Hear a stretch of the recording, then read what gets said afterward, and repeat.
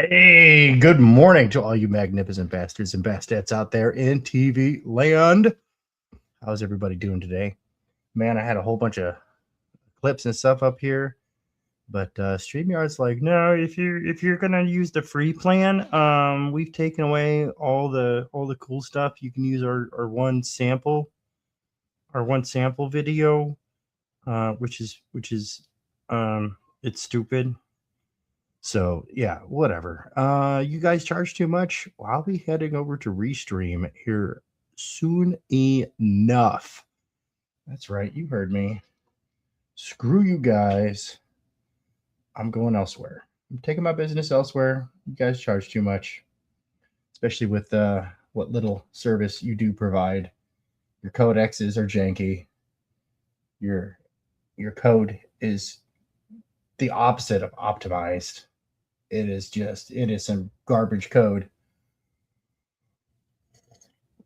But anyway, we're gonna get some drawings done today. We're gonna do some drawings. I'm gonna draw up some BELLATAURUS artwork for the interior of the book. I've got some ideas. I've got some ideas that I'm kind of cooking up here and whatnot. Just gonna create some good borders. I'm just gonna kind of create like a little oval erased area. What I'm going to do is I'm going to just kind of fill up this page with a bunch of little ditties. I'm going to run you guys through a little bit of the story that's going on with BELLATAURUS. And of course, this is my first live stream of the new year. I left my coffee in the danger that can't leave the coffee. See, I'm cutting back to like 1 cup a day here. So, or as I like to say, 1 slice. It's a thick slice, but it's just 1 slice nonetheless. Got my son out there. What is up? Dark boy, dark bot. Because, he's totally not a bot. He is up early in the kitchen, creating. He's baking up some fries. Oh yeah, some steak fries. Experimenting, and he's going through his new cookbook that he got for Christmas, and coming up with some really cool ideas and what he's gonna make. We're gonna do a thing where he cooks a fancy meal once a week. And because he wants to be a chef when he grows up. So let's start getting that experience in. You want to do a vocation, you know what you want to do, get to working on it. My one of my other sons, he wants to own a farm. So he's got his indoor garden growing over the winter. It's a hell of a lot of fun. I was joking with my son. He's out here in the chat. He's all the grass god and this and that, and being a silly Billy. All right, so I'm gonna just start with. Let's draw some guidelines here. So we got like, I don't know, can you guys see that? That is really, really light. If your eyes adjust, you can see it. I need to get better lighting in here. So, hey, make sure that you go click that link down in the description below. Go check out the 21 Demons merch store. I'll have some items up in there soon enough.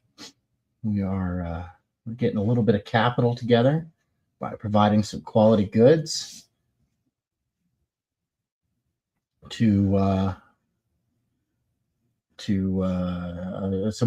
we can start growing this, start getting a little more going on. You know what I'm saying? All right, cool. So I want some structures, and I don't want it to be symmetrical. So I'm just drawing some guidelines here. going to cluster some stuff. We want it all kind of point towards the center here, because this is a mega structure. The thing that I'm sketching in right now is going to be the BELLATAURUS space gate. So BELLATAURUS, I'm going to say, oh gosh, I don't have my timeline in front of me, but in the 25th century, humanity is joining a larger galactic community. And it's one of the things I would recommend looking into is the dark forest hypothesis, right? That is where the reason why we don't detect alien life is because the galaxy is a scary place full of a lot of bad actors. And so, all right. When we did encounter aliens, are the first race that we encountered, that is the Varlan, and they were strangely benevolent, but they were warning that nasty, bad, horrible, terribly bad things were headed our way, that we existed in essentially a nature preserve. And that's why we had not had alien contact. But now that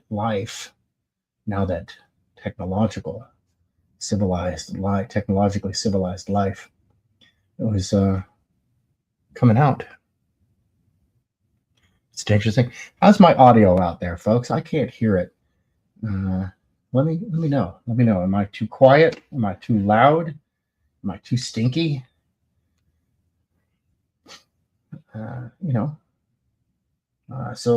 this is the wrong pen. I grabbed the wrong one. I don't even know if this one's any good anymore. I got to test these pens that I found. So I am using this Mochute. Let's see if you can see this. Drawing pen. This is a Sakura knockoff, Chinese knockoff of the Sakura, what do you call those things? The microns. This is terrible. This is awful. I absolutely hate these pens. The line's inconsistent. The ink runs out really fast. But the ink quality is good. I'll give them that. Credit where credit is due. It is archival quality. The ink quality is good. And the ink is consistent. The nibs are garbage. And the pens are inconsistent as to how much the little felt cartridge on the inside actually has. I will not be buying these again. They were cheap. They were cheap. Okay, so nope. Before I do that, I need to put in a couple more reference lines, right? So I've got this circle here. Now what I'm going to do is I'm going to kind of do some cross-section kind of circles, right? So I can give it a rounded volume, because the idea is that it's rounded on the outside, a little flat on the inside. And I want to communicate this, but I don't want to pollute this with too much nonsense. So since these are going to be on the plane, go ahead and this, let's see here, where our eye goes flat. So it's going to draw a little thing. I know it's a little chicken scratchy. That's because I kind of don't know what I'm doing. This is where it's flat. This is where it's flat with the eye, or correction. This is where it's flat with the eye. So how we're looking at it. So, and like that, and like that. So this is going to be less of an ellipse. Go ahead and grab these half points, because this is the full circle, right? And I did say that I was going to do a little bit of, I did categorize this video in the how-to, category because I'm going to talk my way through it. Mostly because that just gives me something to talk about that is not insert current event that is upsetting. I don't want to talk about the upsetting current events. I really don't. I have some opinions on that stuff that is going on, and I don't think y'all want to hear it because opinions are like assholes. That's right. Sphincters, rectal sphincters. Everybody's got them, and they all stink. So we're going to just go ahead and do this.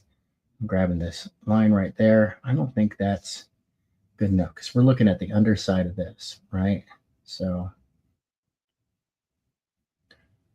and I want to create that flat bit, but it's going to reach its peak right here, that center line, right? But I still want this to be poking out over it. I'm going to be a little crude with it. And don't worry, there'll be payout on this. There will be a good payout on this. So I'm a little off right here. So that's fine. Okay, now that I've got all that nonsense out of the way, it's time to grab my knockoff Micron and get this rolling. Hey, good morning. Hey, Alfonso Riley. What's up? How you doing? He says, woo! What is up, my man? How you doing out there? How you doing? Yeah, we're just getting some drawing done. I'll open up the panel later for anybody who wants to kind of come in and join. So we're going to go ahead and we're just going to kind of draw in. We're going to fill in like the blanks here. And anywhere where I have like a little bit of a gap, we're going to add some science fiction, right? A little bit of paneling, a little bit of whatnot. And in fact, you know what? I'm going to make this just a little bit better. Give me 1 second as I hide this so I can get this camera better positioned and on this. Let's see here. Yeah, it's really not working out, is it? Maybe if I grab it by the nurples and I give them the purples, and I'm getting a little bit of an interference pattern there from my light. Adjust my mic so I can do this. Like I have seriously, I've got like this whole camera set up on a boom arm, and I kid you not, it's held together with tape, which is absolutely hilarious. Absolutely hilarious. Okay, let's go back over here. Turn our camera back on. Boom. Now we can get it a little closer. Boy, that camera resolution is kind of fuzzy. We are operating on a potato cam. Really don't get to get in on this. So we'll go ahead. But you know, it is what it is. And we'll get going. Now, here at before 10 a.m. Eastern, I am going to need to disappear because Katie will be going live with her first live stream of the year. I'm excited. I like Katie. She promotes a lot of really awesome creators and whatnot. So now the reason why I'm kind of, I'm always tempted with stuff like this to work in reverse, but we'll see.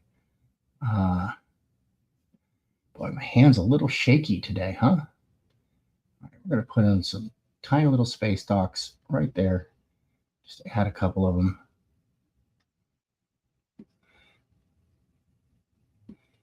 add in some little details and whatnot, and then put in a little bit of border edging right there. Not that kind of edging, you perverts and whatnot. Ah, good. I see somebody's tickling that little symbol thingy that drops the little baked in emoticons for, or I should say emojis, because emoticons are what you do with text. Like when you have the little 07, that's the saluting man, but the emoji is the little actual like saluting man. So we're going to go ahead and add in some little details, put in some more towers and buildings and stuff like that on the outside of this. Really want to, it's a small picture, but we want to communicate a grand scale like this. This jump gate is essentially what it is. It's not really a jump gate though. It's a connected wormhole. So was built by the Veralan for humanity, so that way we could get out to the stars, because they would not share with us. They shared a lot of technology. Mostly they shared a bunch of math with humans. But what they did share a lot of, it was the math and whatnot, but they would not share with us faster than light technology. They absolutely refused. And their reasoning was that with the knowledge of how to work around the universal speed limit, came the potential for devastating weapons. And so we don't have, in the 25th century, when the gate was established, we don't have we don't have fast and light ships. All of our ships are sublight. Now they're real fast. They do move at luminal speeds, meaning that they move, that their speed is not measured in miles per hour, kilometers per second, or anything of that sort. That their speed limit, their speeds are measured in percentage of light speed, right? And we can move fast. We can our ships, like our capital warships and stuff like that, can move upwards of 20-30% the speed of light. And this isn't one of those science fictions where it's all lovey-dovey and we're all holding hands as a one world government. There's none of that crap, because that is crap. But it's garbage. It's I don't know. Star Trek's nice, but it's fantasy. And Star Trek is aged like milk, sadly. But I digress.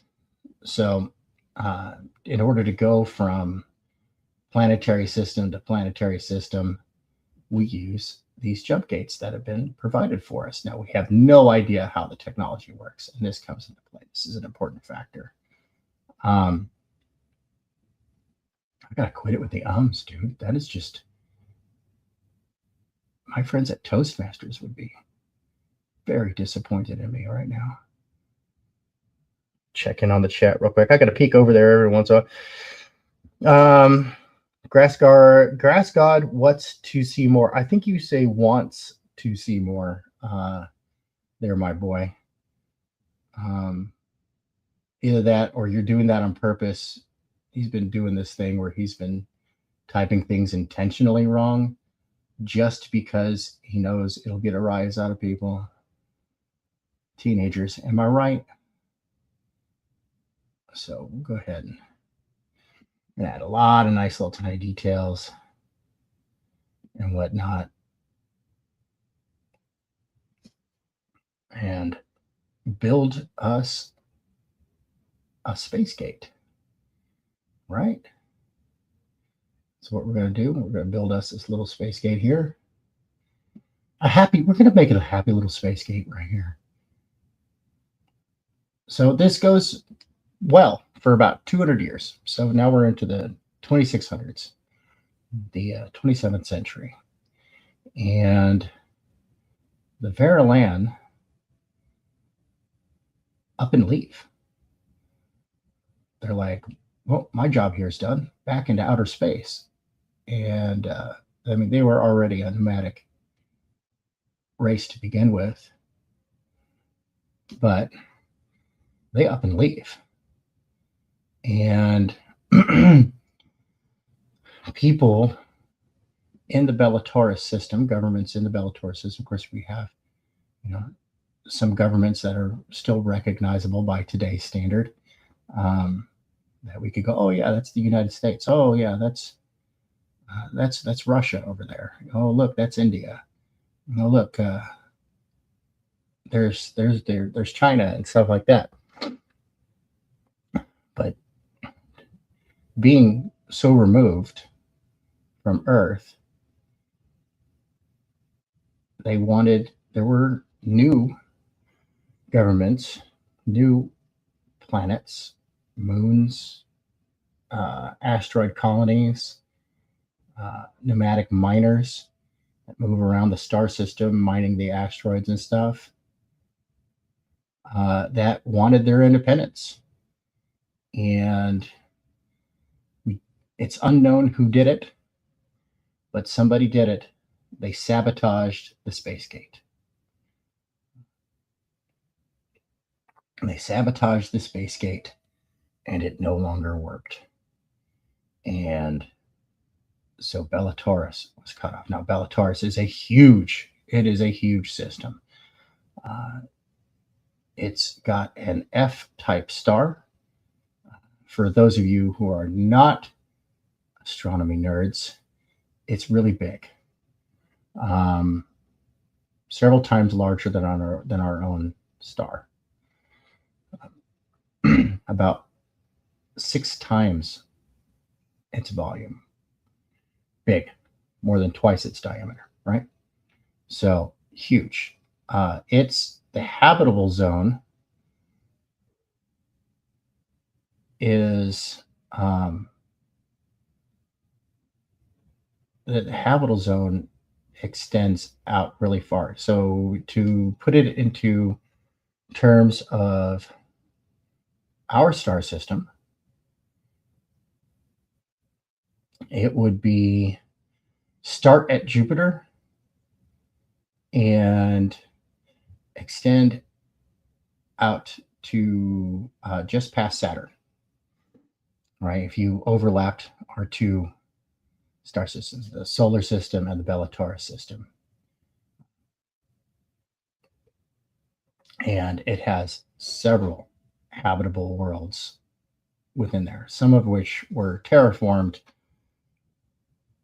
by other alien races throughout time. We are not the first interstellar society, and we will not be the last, because the universe is, if you really think about it, the universe is still very young if you're going by standard cosmological models. So yeah, we're starting to come together. We're starting to get a little bit of detail going on here. Don't question my grammar. Yeah, see, that's what I thought it was. You little turd. No. Now let's skip ahead another couple hundred years. And things have been very rough. Population breeding programs now no longer having access to Earth, which had the largest population, human population. At the time, it was over 15 billion people living on Earth alone. The humans were over 17 billion strong, spread out throughout all the colonies and and whatnot. You had several 100 million people just living not on Earth in the solar system. And so with all of that, humanity was huge. But Bellatorus, which had a population of a couple 100 million people at the time of their separation, and with war happening, most of those cultures began intense breeding programs, cloning programs, genetic engineering programs, and whatnot. And they continue to divide and divide and divide. No single faction controls a singular world, right? It doesn't exist.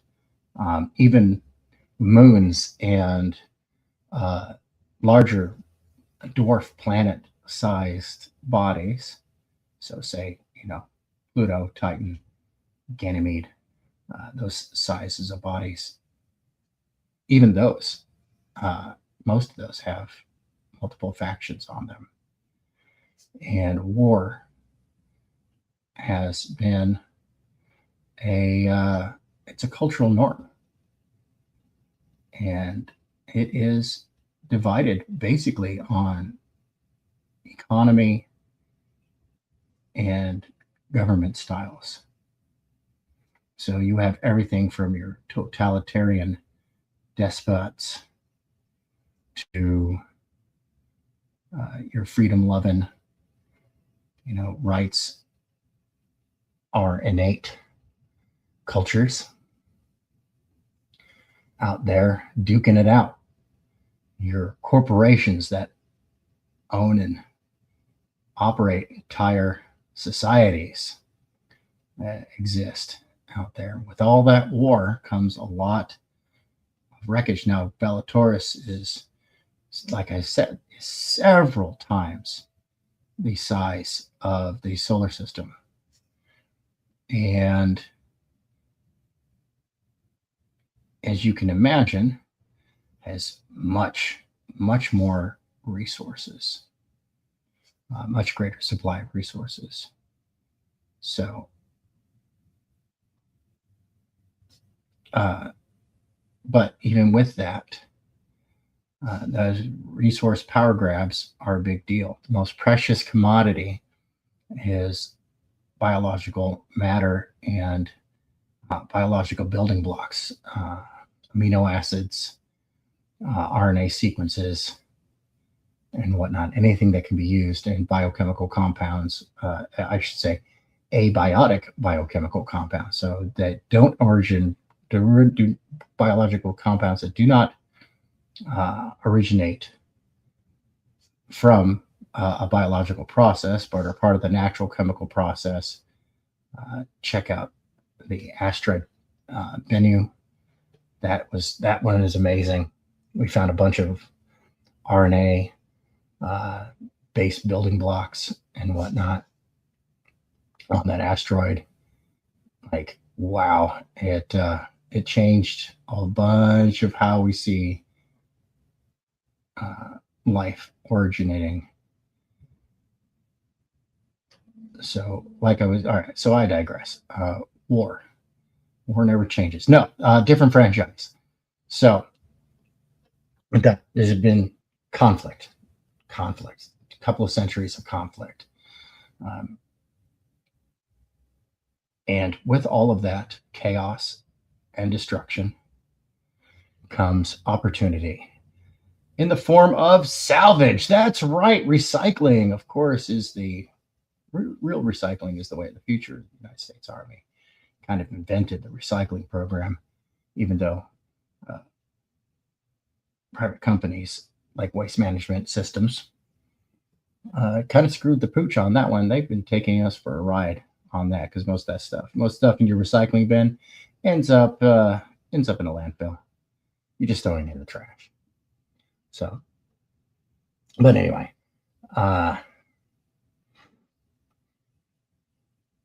let's see, where was I going? I had a point. so salvage is a lucrative opportunity. This is where a lot of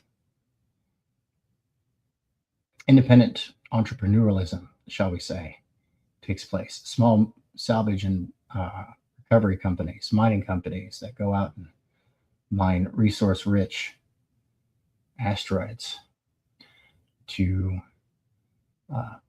feed the machine. The population growth machine, which is an economy that was created by the war machine and whatnot. I'm going to put a little arch over here. These arches are cool. All my architects out there in the audience, you got me on this one, right? Arches are cool. I'm going to give them bitches arches. Bitches love arches. Just go ahead and do like that, and we'll put a little thing in there and put a little dot there. All right. I did not warm up my hands at all. I see here Darkbot says grass god is grass god because he is made of grass, but he's not made of grass or grass, so he is grass is drunk. What? What? Was that even English? The hell you going on about, boy? Man, I think I just forgot how to tie my shoelaces. All right, much like syncopated beats, we are going to add some non-symmetrical kind of structure here. So I never did get an answer to my question, though. How is my audio, everybody? How is all of that? How am I sounding? Do I need to increase the volume? Do I need to decrease the volume? What do I need to do? Because I won't know until I get back and take a look at this live stream on the back end. I am going to grab a bunch of clips from it, and I'm going to upload it. I'm going to upload all the stuff. I got to keep talking because I don't have any music set up. I don't have any music set up for this stream. And this is another thing. I got to switch out papers because this paper just wants to bleed. It really, really does. And I'm not having it. I have to be very quick and to the point with my pen strokes here. And it's interesting that I'm warming up with this instead of actually warming up with an actual like warm up. And I got a little bit of the shaky hand today because I have to be so fast. Normally, get rid of the shaky hand by going a little bit slower. Put that one there.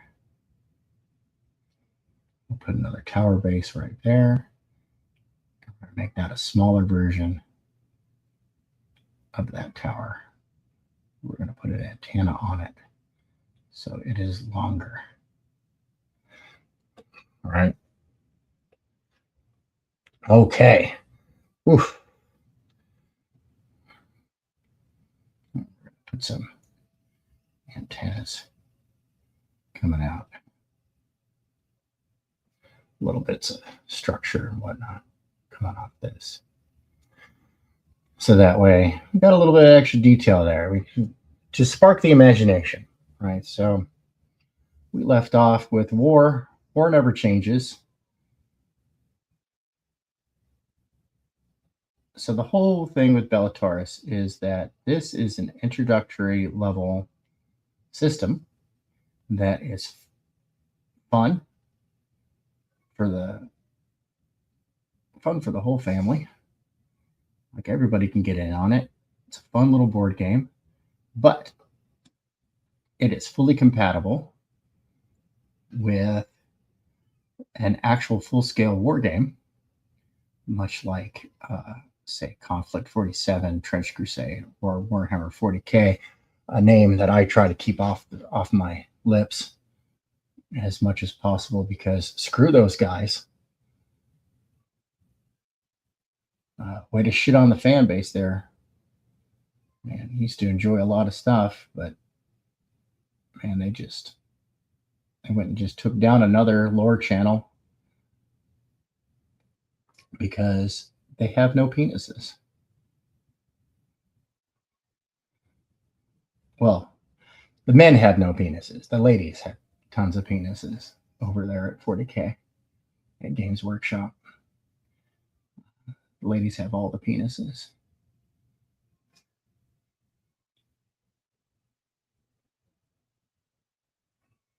So yeah, we're just continuing on with this. What has everybody been up to? How was your New Year? I keep forgetting because it's so far into the new year. I normally keep a strict policy of, okay, I stop saying Happy New Year after 1 week, right? But I haven't been live. Heck, I've barely been able to make it over to Omer Glitch's channel. You should check out Omer Glitch. He does daily evening streams. They're a lot of fun. Gets a little crazy. Sometimes he does something in the afternoon. He does his little vertical streams and stuff in the afternoon, and he gets crazy with it. We like to celebrate how mid he is. I like that. That's hilarious. I'm like, yeah, mid's not the insult that I think you think it is. Better to be mid than lame.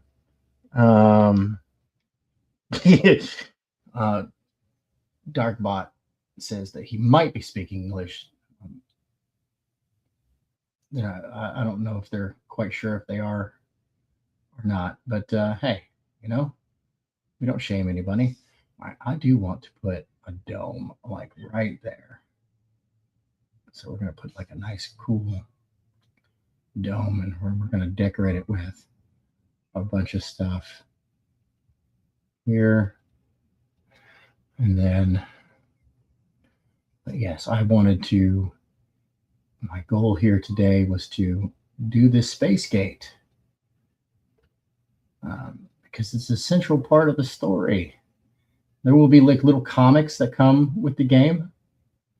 That kind of, tell a little bit of story, get people into it. One of the expansions that I'm working on, because right now I don't have the ability to do my 3D modeling just yet. I'm working on that. So I got to be able to get into do 3D modeling so I can 3D print all the miniatures. I got to still have to do all the test running on that. I'm putting together the main book and finalizing some of the rules. Even though I came up with the system a while ago, I was doing a little bit of playtesting. It's funny because I had somebody hit me up. Oh, hey, do you need playtesting? Do you need playtesting? I'm like, nope. I already have like years of playtesting on this, actually. So, but found some more outlets to advertise to market towards, because I know that people are looking for games, man. People want good, fun games that are easy to play. You just get like a box, like a Monopoly set. Like Monopoly, you don't need any expansions for, but they do make them fun. So, okay, so we got that going on so far. Our little structures and whatnot coming off of the gate, and then I am going to shade this in, but I do want to There we go. Those little towers right there. And then we'll add in some little fill in right there. And then we'll put some antennas coming off.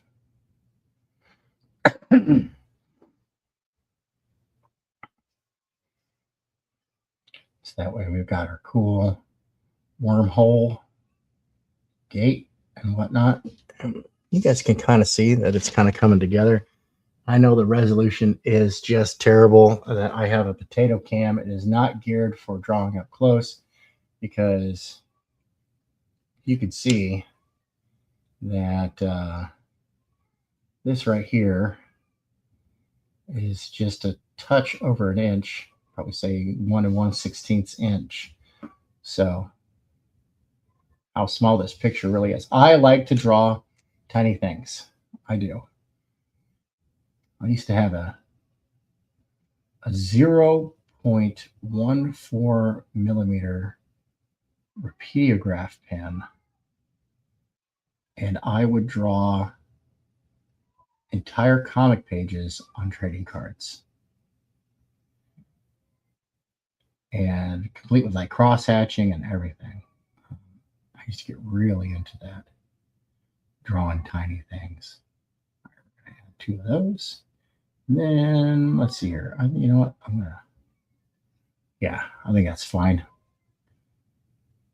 But I wanted to harken back to, and thanks to Stranger Things, because they kind of made it a little popular with the cool little artwork that we found inside old game books and stuff like that. Now, Stranger Things may have gotten Dungeons and Dragons mostly wrong. But sorcerer didn't exist as a class back in those days. It didn't exist. I'm sorry. It did not exist. Back in, and keep in mind that, yeah, when they started off the game, it was first edition Dungeons and Dragons. When they started off the show, it was first edition Dungeons and Dragons. But by the time the end of the show comes around, second edition is just coming out. And that's where you get the world. That's where you get Faerun and a lot of stuff. A lot of that, like, really didn't. A lot of that didn't exist. It just wasn't a thing. But hey, they had fun with it.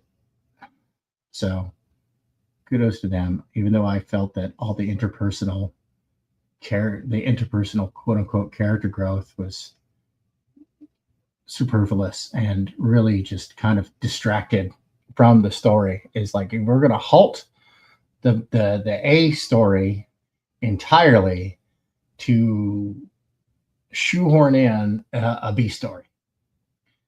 And so season 5 was, I didn't like it. It was meh at best. And then they pulled that Lord of the Rings nonsense with, here's 50 different endings. Na na na na na na na.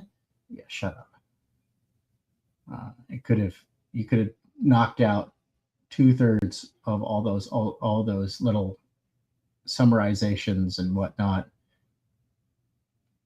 They weren't needed. They were not needed to tell a story. They were just extra. Like, I get it. I don't care.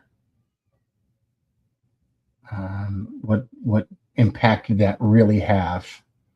It's like, yeah, that's like a little cool side story. Could have made for a promotional short, like after. Because after a good ending, people would have been clamoring for more. So then you could have gone, well, hey, here's what happened at the graduation, and hey, here's what happened later, and we put it on our YouTube, and so just for you guys, because you guys are that cool that we're gonna do it for you. We're not gonna be all hyper exclusive and hide it behind a paywall. We're going to put it up there for you for free because we like you fans so much. But nope, because honestly, to those people, you're just a wallet ready to be pilfered. That's their whole opinion. You are a wallet to be pilfered for their profit. And then they're going to go protest that capitalism is bad. All right. Hey, we're starting to come along here. Hey, it's starting to look like a good and proper space gate. This is going to make for some nice artwork on the inside of the book. And I really did debate whether I was going to do a rule book or if I was just going to have like one of those little pamphlets that's got, because for the rules, yeah, you just need a little pamphlet. And now I am considering doing a nice little pamphlet for the rules, so that way it's just a quick reference, right? Just a nice little quick reference and whatnot. So we'll go like that. And I think we're mostly done here. This so far. Because next comes the stipple. And see, that's where these pens would come in handy, right? All right. So like I was saying, just to go back to my earlier point that these cheapo Chinese Micron knockoffs, because they are so cheap and the ink is good. They would be great for stippling because they're cheap. The ink is good. And you could because when you're stippling, you're going to nuke that nib. You're just going to toast it. It's going the way of the dodo. You're going to be dead. DED dead. I just noticed that I'm reversed. Am I reversed on the live stream? No, I'm not reversed on the live stream. Oh, yeah. So let me see here. Do a quick test. I'm reversed on my one screen. And then on the live stream, I'm correct. Okay, cool. I just had to double check really quick.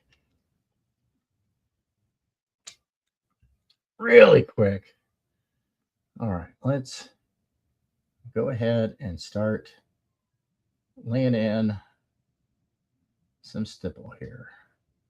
Stippling, tiny little dots. So many tiny little dots. And that's the temptation to go too fast is real. And you gotta go and you gotta take your time.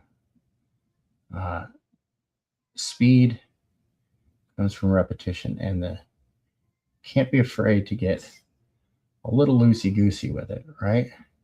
Don't want to like cluster them all together too fast. So, yep. And see, this is the part. Gosh, I'm gonna have to do so much editing on this because I do want to like cut it out. And so you gotta get in. Sometimes you just gotta get in there and just purposely put some dots. So I'm just gonna quickly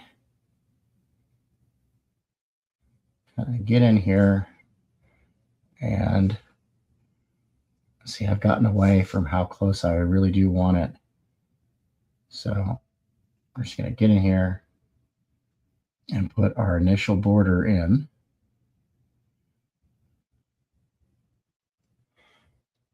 Yeah, just get in on that a little bit. Trying to avoid dead air. And I don't want to talk about current events, even though that's what plagues me in my mind, because I made the mistake of going on the internet and finding out that people really are dumb. Holy moly. People am dumb. They am dumb. DUM dumb. Okay.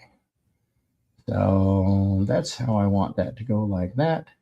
So go ahead and do another ring with a tighter cluster of dotted lines. All right, this will be our outer border.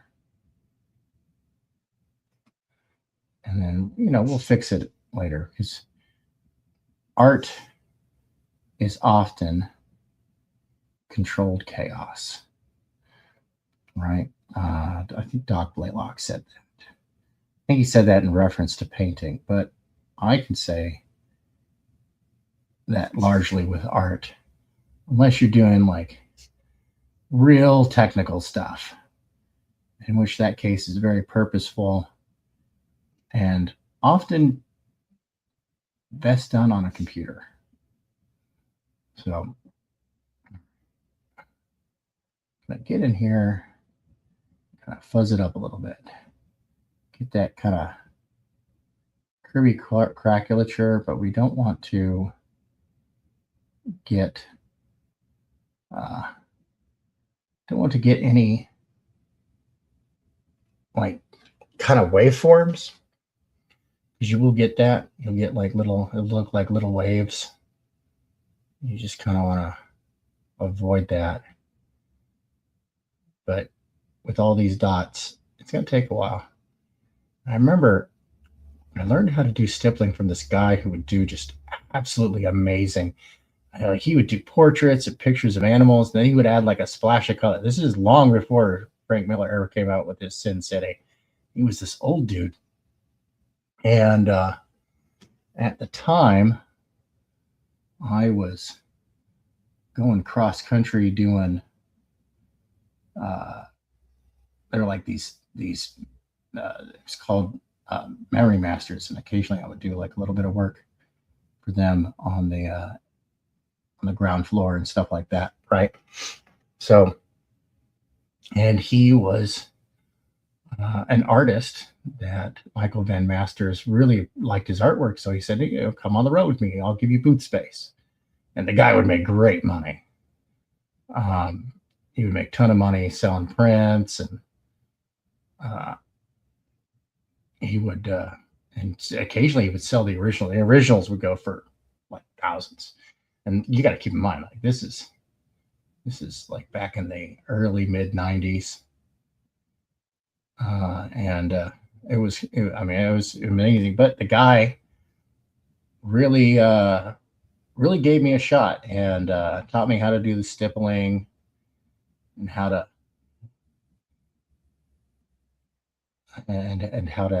work it out and stuff like that. Don't get a lot of that these days. Don't get a lot of mentorships these days, which is unfortunate. We could use more mentors, more mentoring. So I'm kind of working in some rough borders here. I'm not gonna take, I gotta stretch out my arm. A little bit of my muscle cramp. You know what that means? That means I need more coffee. Means I need more coffee. Yo, Von Beardo, what's up? Hey, I caught your stream a little earlier. Oh my God, the Shanny Rev situation. I don't know who these people are, but man, I'm entertained. What's up? Let me give you a wrench there, Mr. Von Beardo. All right, so I am going to give you a wrench so you can drop a link to your channel. There you go. And as we like to say around here, with great wrench comes great responsibility. So, yeah, please drop a link to your channel. People, my audience does enjoy a good lolcow. I mean, come on now.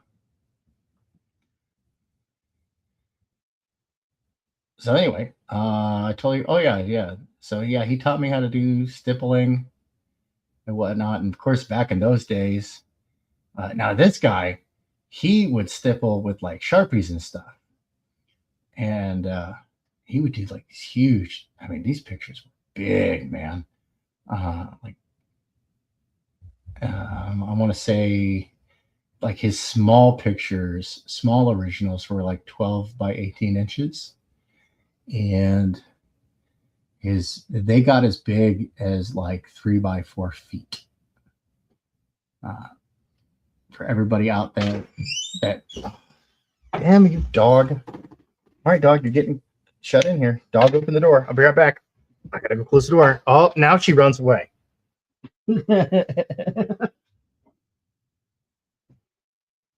Oh, okay. It's the door. I'll be right back, folks. I gotta go answer the front door. Apparently, package is being delivered. All right, Alfie, come. Come on. Come here, good girl. Come. Let's go. Good girl. All right, good girl. Good girl. All right, come on, lay down. Good girl. All right, good guard dog. Okay, now that excitement is over with, show's over, folks. No, just kidding. It was kind of neat. It was just one of those fun life experiences. But that would start me like, yeah, look at it. It's already nuking it. Oh, that's because I grabbed the wrong one. This one's already nuked. That's my old Micron. Anyway, that was just a fun little life experience.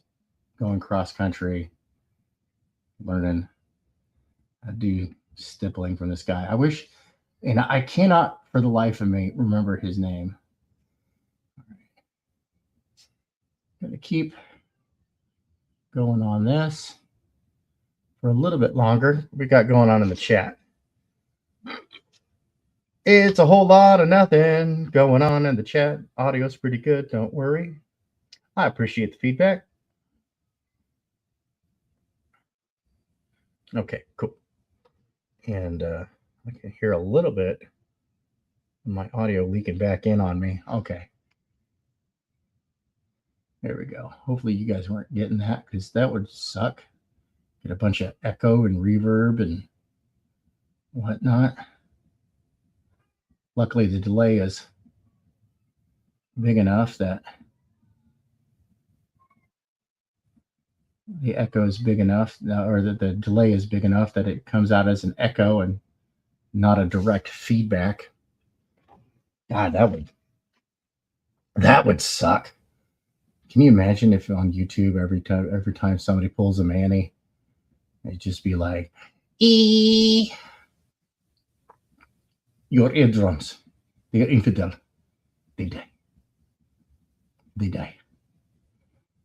All right. Yeah, I was watching a bunch of videos. I saw a great one. The guy who does Tier Zoo over on his channel of Zier 2 just swapped out the first letters of Tier Zoo, right? He has this wonderful video where he does these tier lists, right? He does nature videos, but under the context of video game terminology. So it's not an extinction level event. It's when the devs reset the server, right? The server reset. I absolutely love it. It's a lot of fun. I mean, I already know, like most of the time, I'm fully aware of all the information in the video. I just like the presentation. It's entertaining to hear it like that. And so he was talking. He did a tier list of advice to YouTube channels, and tell you right now, man, like it confirmed a bunch of research that I did. And that being, like, most of the advice from these YouTube gurus, these so-called gurus, is just absolute trash. All right. It's not necessarily trash. Okay, I retract that statement. It's not that it's trash. It's that it's not viable information. Like, that's not the way that it works. And that they are incorrect and their conclusion of why something they do works or doesn't. All right. Oh my goodness, gotta stretch. Gotta stretch. Gotta stretch. But I think, because I'm going to make an attempt to go live every morning. Because here's the deal. I am up before the kids are, and I go to bed after them. So I have this time, and I should be out here. Kind of promoting and stuff. Okay, so I'm going to grab my pencil real quick. And I am just going to take my center point here. I'm going to draw some real light lines. I'm just going to do some pizza cuts. Right? I'm going to do some pizza cuts. They don't have to be perfect. Just have to be somewhere in the vicinity. And then I'm going to do some pizza cuts halfway in between. And then I'm just going to use these as general guidelines. Try not to chicken scratch. Just make a line and go with it. If you don't like the line, you should erase the line. And I know I should take my own advice on this. But yeah, that would make sense. That's just crazy talk. Okay, so first I'm going to start off with my center point. Right, and I am going to go ahead and do some lines out. And I'm going to skip 2, 1, 2, and go with the third one. All right, 1, 2, 3, go with the third one. 1, 2, 3, go with the third one. 1, 2, 3, so go with the third one. All right, 1, 2, 3. I'm going to go with the third one. 1, 2, and 3. Go with the third one. Right, 1, 2, and 3. Go with the third one here. So, and then I'm going to just kind of bridge these just a little bit.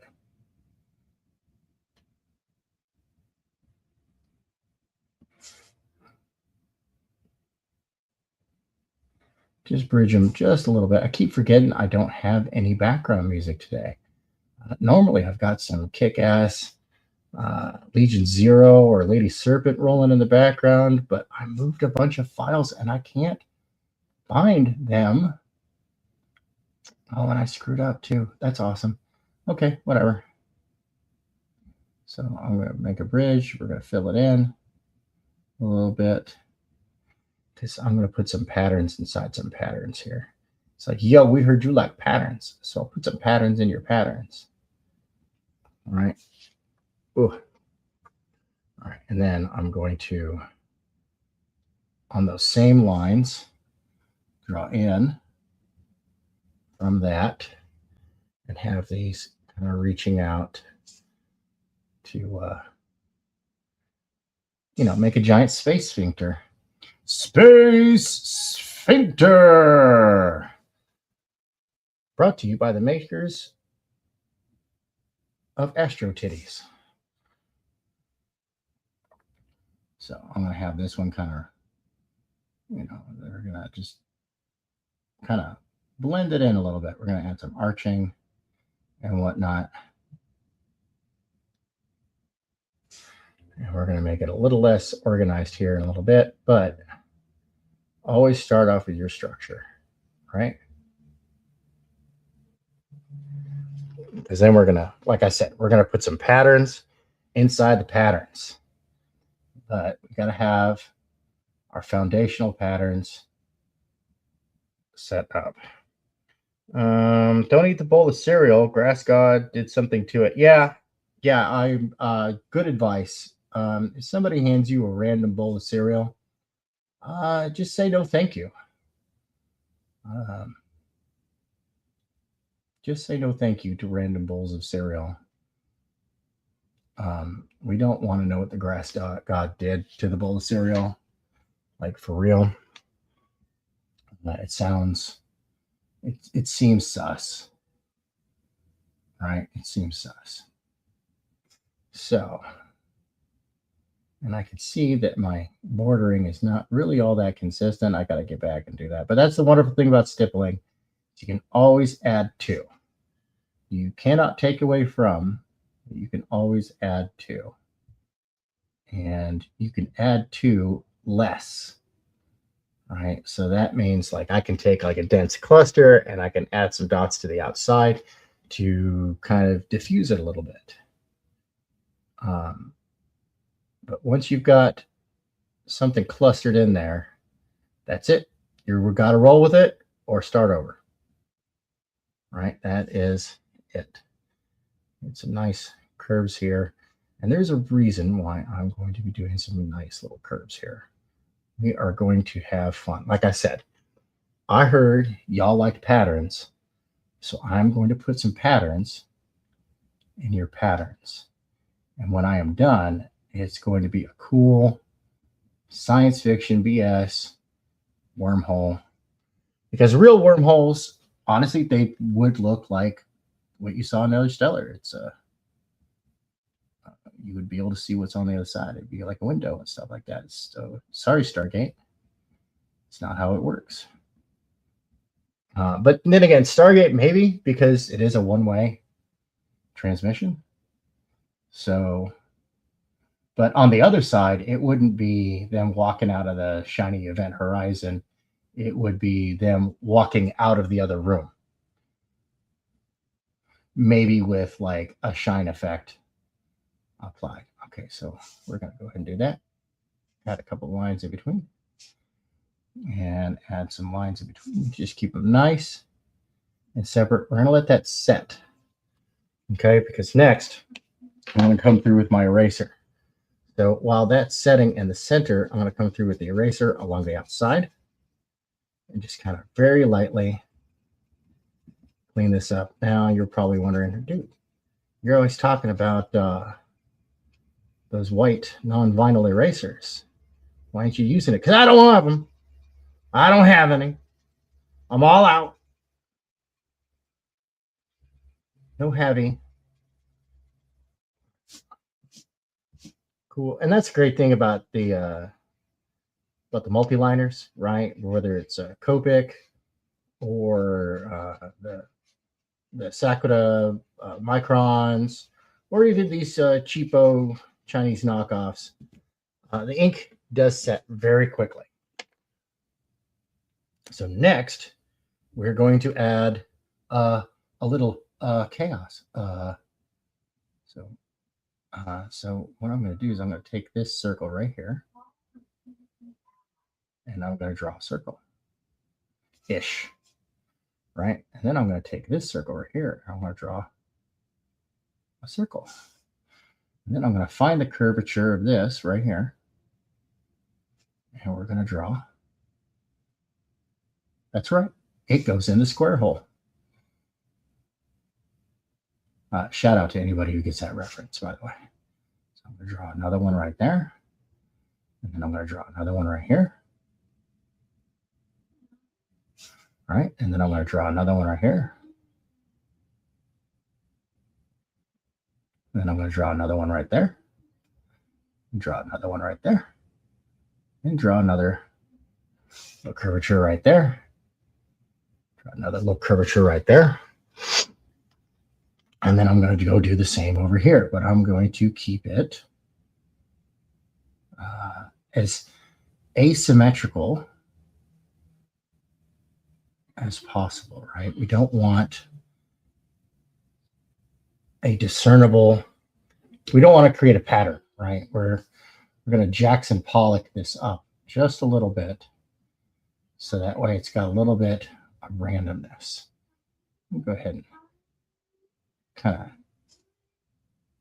of just grab these corners right there and cook them up a little bit more, but not too much, right? We don't want to overdo it,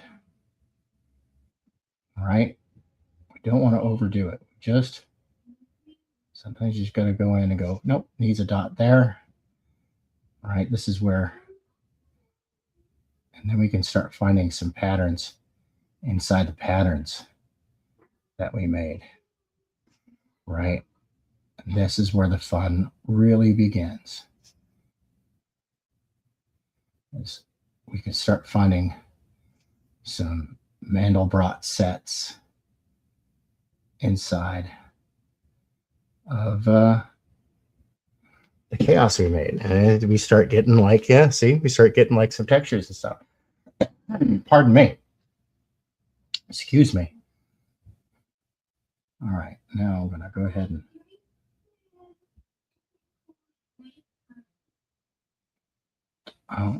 sounds like my niece called on the Amazon.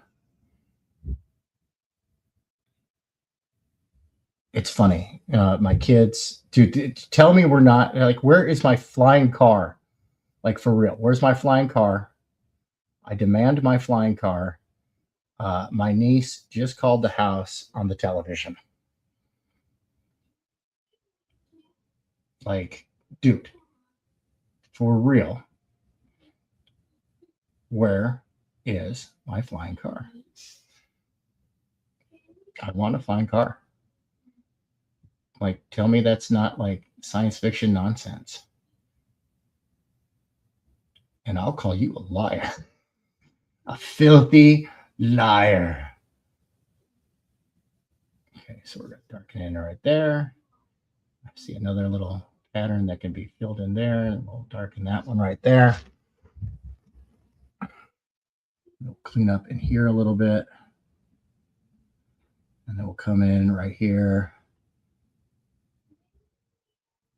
I see some patterns kind of floating in there, right? Just kind of add little dots one at a time. See, it's starting to come together, folks. It's starting to come together. We are starting to get our overall pattern here. And then I'm going to get funky with it, right? Because remember, I promised you patterns within patterns, and we are still only on step 2 out of 4 of setting up these patterns. I got a little ahead of myself. I accidentally created a tiny line. I don't want to do that. Don't want to create a tiny line. All right. And then we're going to grab another little one right there. I'll peek in on the chat in a second. Let me see. Nope, nothing going on. It's all quiet. I'm all by myself. Then again, you know, people get disheartened and discouraged. Like, oh, I don't have a lot of viewers. And it's like, dude, I'm just working live. You're lucky I didn't title this Digital Bullpen. But then again, I am streaming at an ungodly hour, early in the morning. Ain't nobody here, which is fine. A lot of you people are probably going to catch this on the replay. After the show, I'll go ahead and drop in some chapters so that people can just skip ahead if I have time. Okay, we are starting to get there. Right? We are starting to get there. Whew. Okay, let's add in a big one right there. And then I'm going to put a little one right next to it and continue, find the curvature. Because this is just fun, folks. This is fun. That's, you know, if you're making a fun game, which I really hope that everybody finds this game to be as fun as I do, then,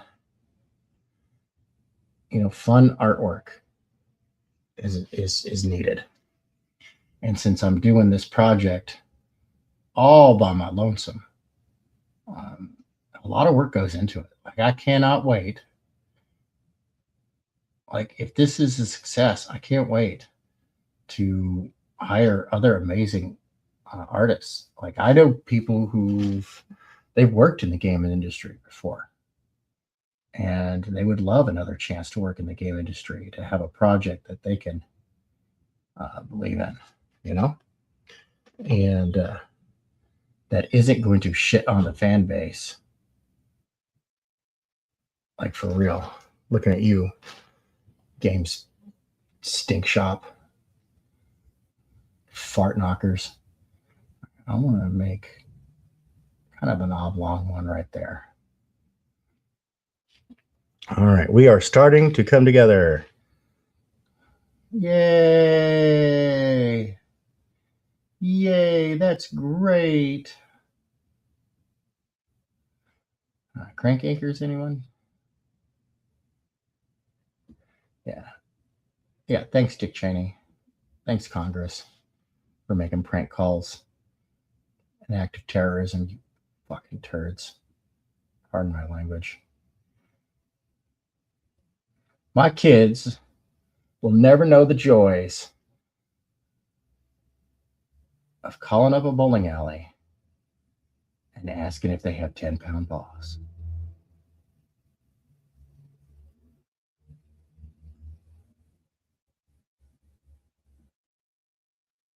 And having the person on the other line know exactly where this is going, but they'll play along anyways. Because there was a time where prank calls were a rite of passage.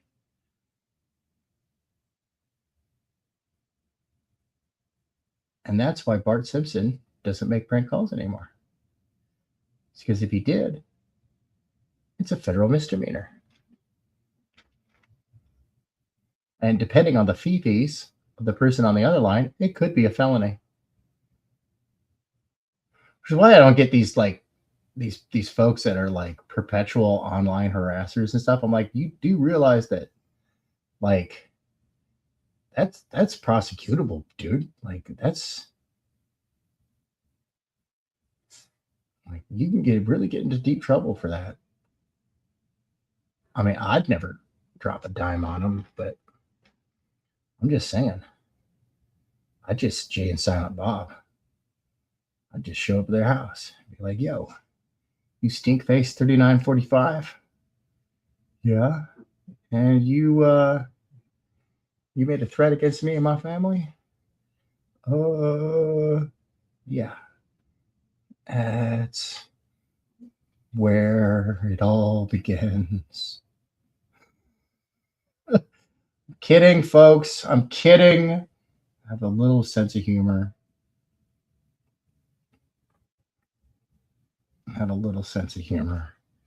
Yo, what's up, Omen Screaming Raven? Well, how you doing, you magnificent bastard? Hey, thank you. I'm glad you liking the art. What we have here? And hello, the chat. Yes. Hey, sorry it took me so long to get to it. I'm stippling right now. And unfortunately, my potato cam doesn't do this, but I'll scan it later. I'll upload it. Which reminds me, I need to get access to my Meta accounts again.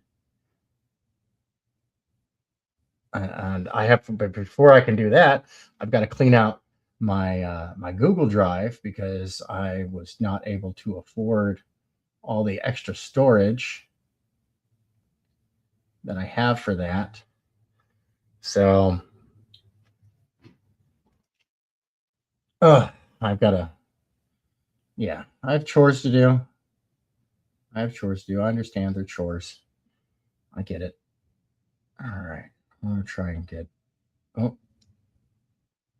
I messed that one up. But that's okay. Nobody's going to notice outside of this live stream that I messed that up. They're going to be like, where? Like I said with the Neon Revenant picture, which, you know what? I'll show that one here in just a second. My hand needs a break from doing all these tiny little dots.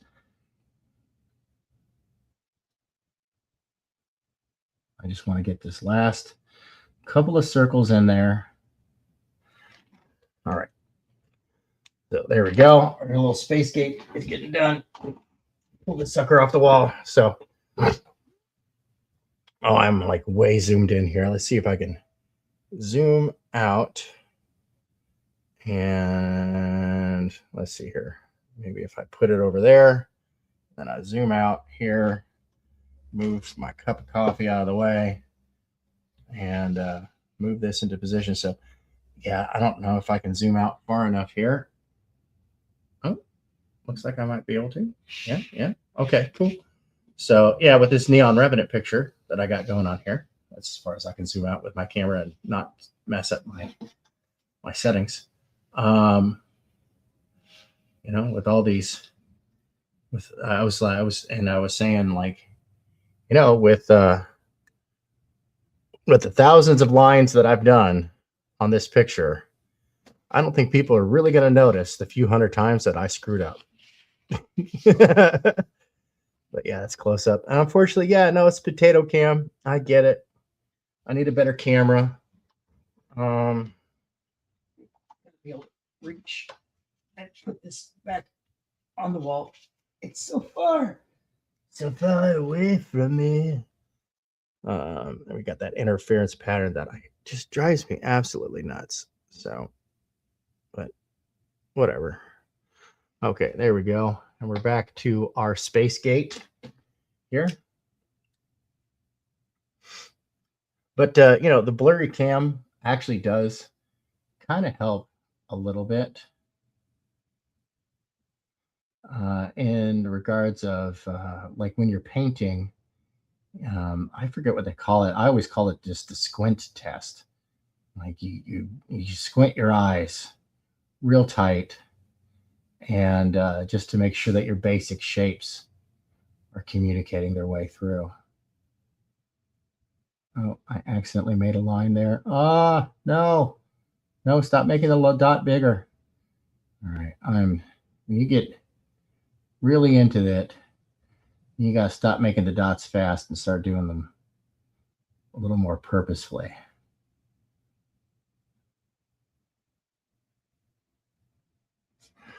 Right. But hey, go check out the link in the description. Share it out. We're trying to get some capital together to get some better equipment while I'm working on the product, the actual product itself. I will be funding BELLATAURUS over on GameFound. I will be putting it up over there because it is the best.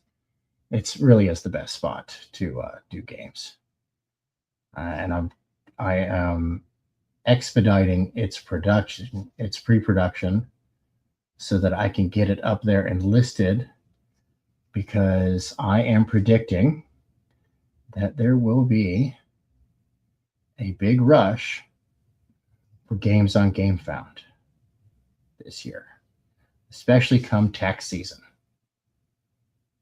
because games were the tabletop games, board games in particular, were the best selling, shall we say, nerd property last year. So I think that there's going to be a bit of a gold rush situation on that this year. And so I want to get in there early so I don't get lost in all the excitement. And I think that BELLATAURUS is that. I think that's the alternative a lot of players have been looking for. One where you can create your scenarios and whatnot. And it's a fun little board game. It's a fun little board game. You create the board as you play. There's a bunch of hexagonal tiles. And on each player's turn, they grab a tile, they flip it over, and they put it on the map wherever the heck they want it. That's right. So you can try and make stuff easy for you and challenging for your fellow players, or you can work as a team, because there are multiple ways to figure out. There are multiple endings, I should say. So you have a team score, or as I call it, a mission score. So, good mission scores kind of indicate like how good of a game you had, right? So you can quantify how good was that game. Was it a low mission score? Did not a whole lot happen? Did everybody get wiped out, or did one player just grab their stuff and go home? Set the other players up to die, or did they work as a team? You can choose between several different characters to choose from that all have their own little abilities and whatnot. This piece has me feeling nostalgic. Reminds you of the work I fell in love with the old D&D books. Yes, thank you. That is the aesthetic I am going for here. That is the aesthetic I'm going for here. I'm going for that old school tabletop vibe. I am predicting that is going to be a hot aesthetic this year. Plus, as Skeletor would say, "Joke's on you. I'm into that shit." I absolutely loved that. I mean, I got started role-playing games with Dungeons and Dragons, the basic red box. I know a lot of people out there did. I got that red box for Christmas. I was not good at math. I was struggling with math. I hated it. I found no purpose to it. And so my parents got it for me to encourage me to do more math. And it worked. I was bamboozled into doing a lot of math because of that.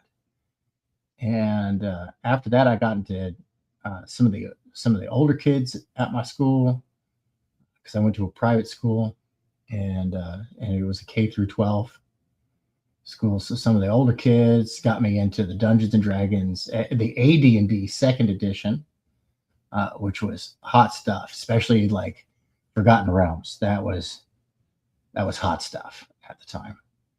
And then they got me into playing Palladium games, starting with Teenage Ninja Turtles. And then I found the Robotech role-playing game done by Palladium.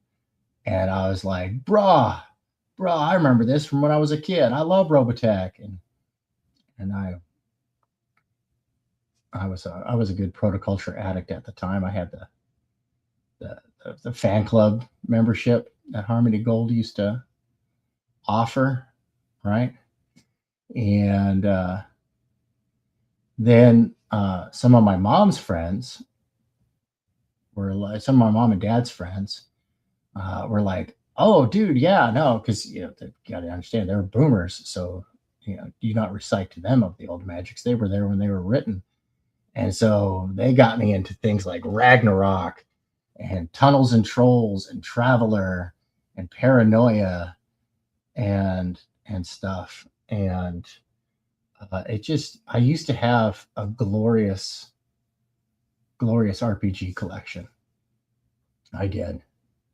I looked up on eBay how much it would cost to replace like some of my collection, and I just about cried.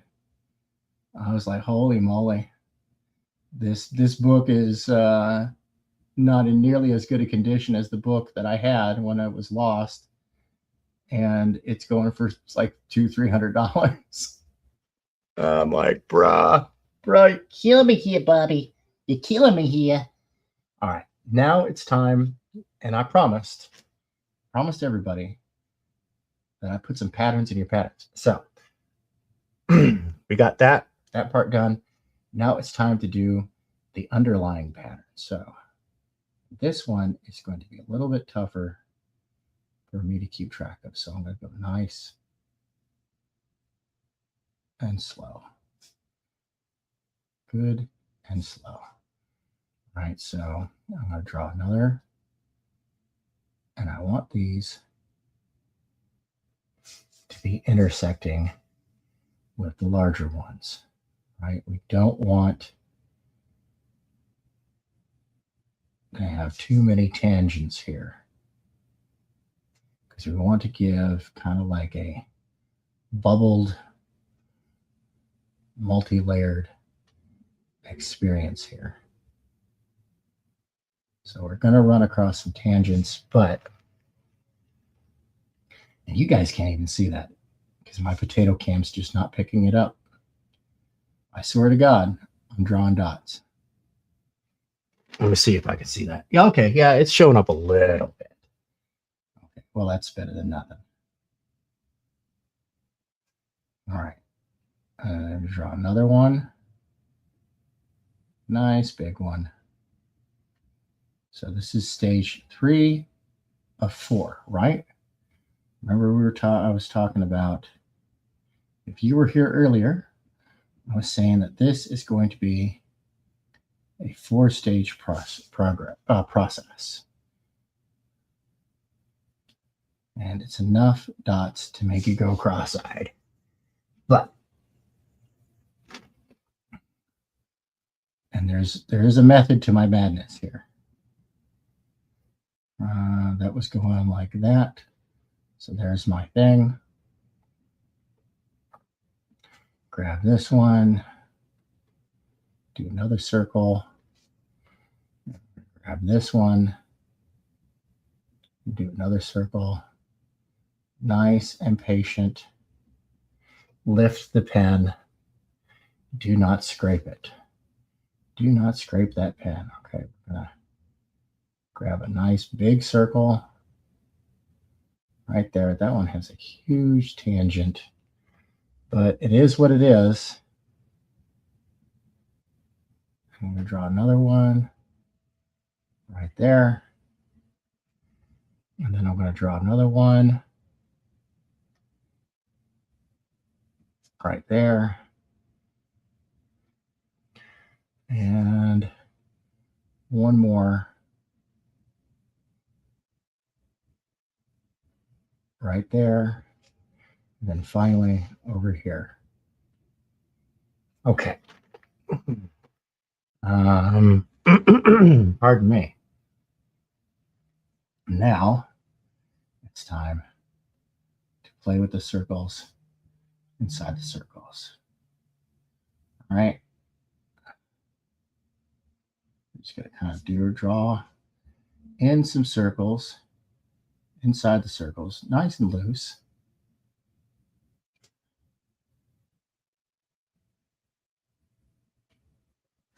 All right, these are underlying patterns. I would say that this is more or less an interference pattern, right? So I'm going to draw some circles inside the circles and draw some patterns inside the patterns. See what we've got going on out there. Okay, and ain't nothing going on. Ain't no sunshine when it rains. What? No.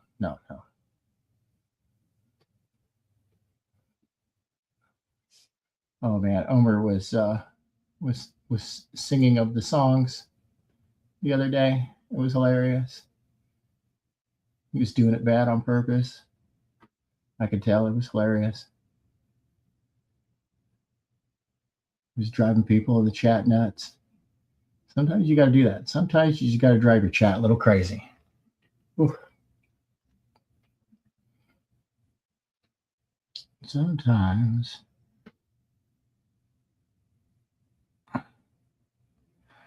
All right. Let me double check. I'm checking my fuzzy cam. It does help me a little bit. See? Take a disadvantage, turn it into an advantage. Right? And all right. So like I said, this is still just step 3. Right? Because now, well, yeah, step 3. This is finding patterns within patterns. All right. Because then we're going to put one more pattern set into this afterwards.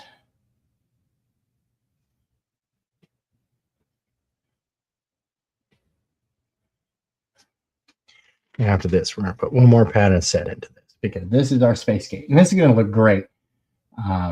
I will scan this and I will upload it.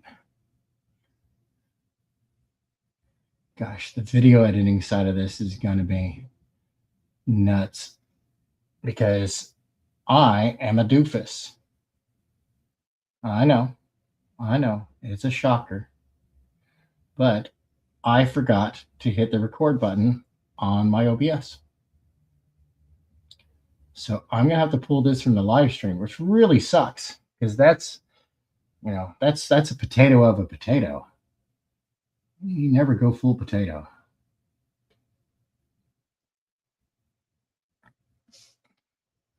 But it is what it is. So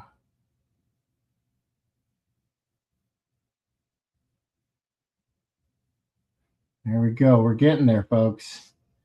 We're getting the patterns in patterns for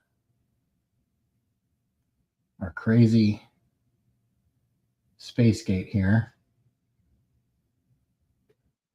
Our wormhole. So that way you can see that it's got rings within rings. And then, gosh, normally, like, dude, StreamYard, I really hate you right now. I really hate you. You took away all my free toys. And so, and I don't even have the ability to get them back. Like, wow, way to lose a customer, dude. Ass hat.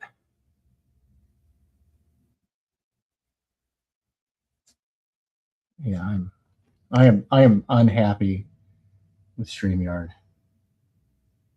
They're just absolute turd sandwich. And I think this is the last time I'm going to be using their free service. Because I was like, yeah, no, I could use your free service just for a little bit so I can get the money together. So I can, you know, clear the finances to justify doing a thing. But then they're like, no, we're charging you weekly. Our annual plans really don't offer that big of a discount. I was like, dang, man, you know, before it was like, okay, cool. I could, like, I'm going to do a couple of pictures just for the purpose of selling them. And one of the pictures I'm going to do is I'm going to do an alien, but I'm going to do it like real detail, cross hatching and stippling and stuff like that. Like I'm going to really jack the detail up. And, you know, so that way somebody who's a fan of xenomorphs like I am can really get in and enjoy, right? And be like, yes, this is on brand. Yes, this is what I want, right? And all right. Woof. It's a lot. Holy moly. I'm almost out of time. Holy smokes, it's taken me almost, I've been at this for about an hour and a half now. Holy moly. I have to hurry up and get this done. So the next thing I'm going to do, the final step in making my my thing here, is that I'm going to put some concentric circles following this shape, this right there on the outside, on the inside, almost like ripples. And I know let me clean this up just a little bit quick.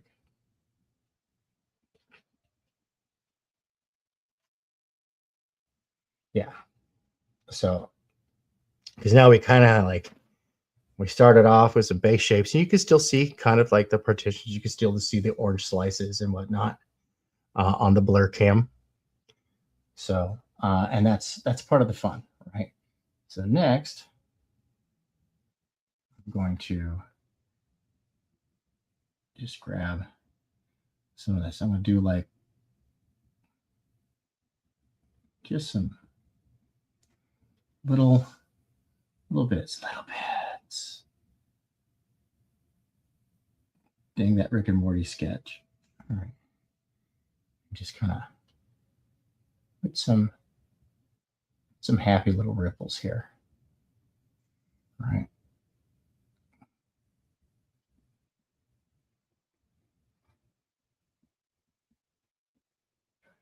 Just happy little ripples. One dot at a time.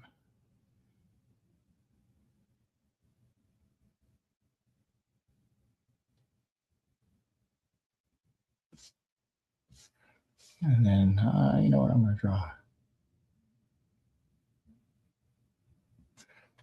Just get some referencing going on in there. All right, so I'm just going to take the halfway point, really kind of, somewhere in that vicinity. Halfway in between those 2 points right there. Just a little bit. Then we're going to take it from that point right there. Don't want to have too many tangents here. I don't want it to start and stop at an intersecting line.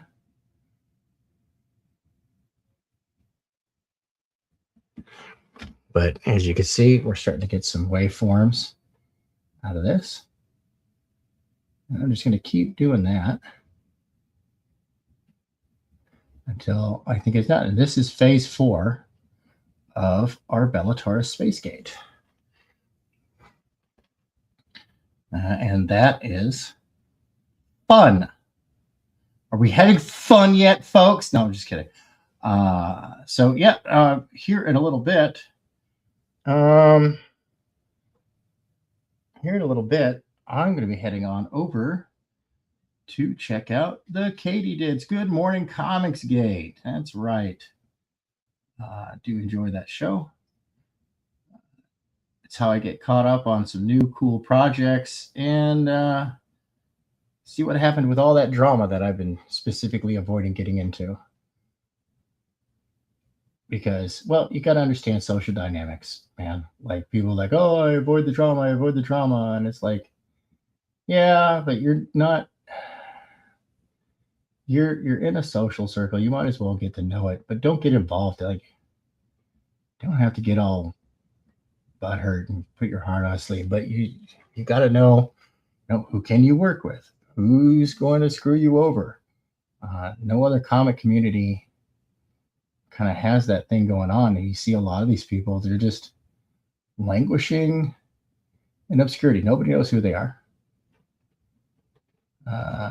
They get viewership like mine. But that's, that's a different story. It is a different story. I will be uploading some stuff. My live channel, I don't know. I'm thinking of keeping this one as my live channel since most of the stuff here is like live streams, right? So, like almost all the content on this channel is like live streams and stuff. So I'm going to keep this one as my live channel, but I'm going to start a new channel where I do uploads. I'm going to do like art tutorials. I'm going to upload those, have shorts. So if you got any ideas as for a tutorial that you would like, please let me know. And I'll see what I can do about making it happen. No promises, but like I said, if you want to know about composition, all right, composition is very important. I'm often talking about fundamentals, and I usually refer people to other places, but I could drop these tutorials. If you like the way that I could explain stuff, then great. But let me know. But my other channel, I will be uploading lots of tutorials. I will be putting up lots of tutorials on there. I see a lot of very talented people out there. They're good at rendering, but at the same time, a lot of their fundamentals are out. And then I see like somebody who's really good with their fundamentals, and they'll just like loosely, yeah, I heard you. Yeah, that's Horny Jail over there. So buy my merch, link in the description below, so I can get him out of Horny Jail. That's $400 to do a 30-minute outpatient procedure. Holy moly. Anyway,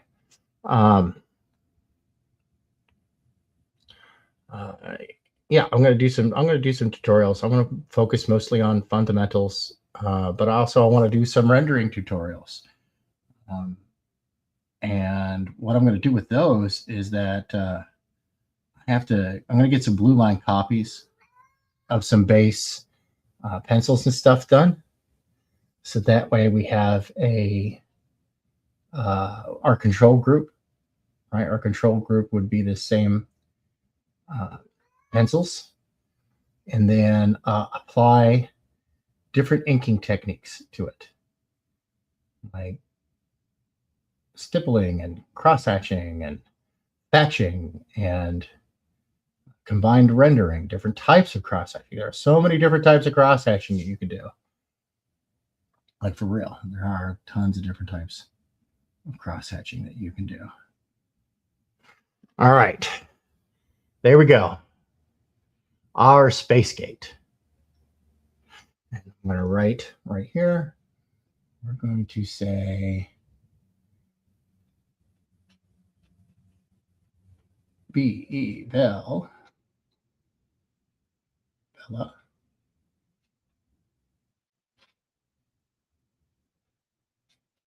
BELLATAURUS. And then I'm going to offset this to about 1/3, and then write space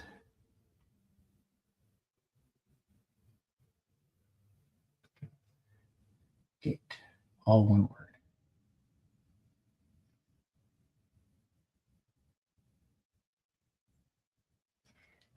And then I'm going to say circa 2487. There we go, folks. I want to thank everybody for joining me. Make sure you smash that like button, hit the subscribe, etc., etc., etc., etc., etc., etc., and stay tuned. Digital Bullpen will be coming back. We're gonna have a lot of fun with that. So please stay tuned, and go check out over at Katydid's channel. Yo, Apex, what's up, man? How you doing? I'm about to end off because I think Katie's going live soon, isn't she? Or that, or she already is live. I might be missing it already, as it is. I might have streamed right over her. But hey, Apex, if you could drop the link to Katydid's channel in the chat here. I would appreciate it if you grab that link for me, good sir. I finished up my little space gate. I'll upload a scan of this later. It's really hard to see with my potato cam, but I am continuing to see if I can actually. Oh, look, I actually did like a half-assed panning out. All right, let's see what else I can do here. Let's see if I can drop this down a little bit, and then we'll just tilt. Gosh, this is one janky setup. So we have, we've got a little bit of a start to our art page for BELLATAURUS here. I am going to go ahead and put this in a box because I will come back to it and gingerly do some stuff, but I have run out of time for the show today, so we'll pick this up next time. next bat channel and whatnot. I have to search really. You're on your phone. Yeah, I'm on my phone too, man. Anyway, everybody, have yourself a wonderful one. I will see y'all later, and I'll catch y'all on the flip side. And until next time, stay magnificent.